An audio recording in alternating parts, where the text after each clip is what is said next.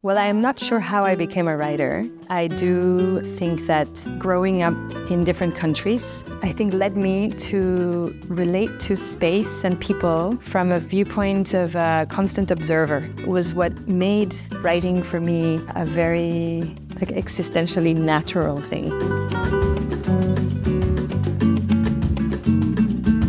My process is very difficult for me to talk about because from one book to the next one, I have never had a similar process. There are some elements that I carry with me from one writing experience to the other. For example, for many years now, I have been using Polaroid pictures during my research process that I keep almost as post-its that later allow me to compose sentences. There's always one point in which I lay out the pictures that I have, and sometimes they help me follow a narrative.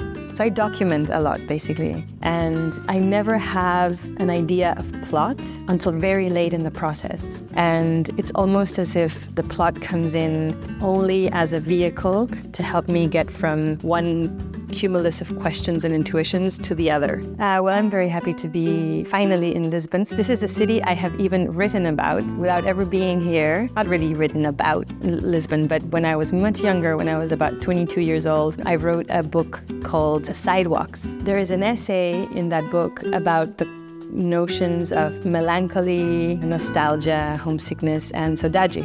I remember sitting with a map of Lisbon and writing about La Rua dos Douradores, which I'd never been to, or La Tabaqueria that Pessoa writes a very beautiful poem about. And so it's beautiful to finally be here. It feels like I'm remembering it instead of discovering it.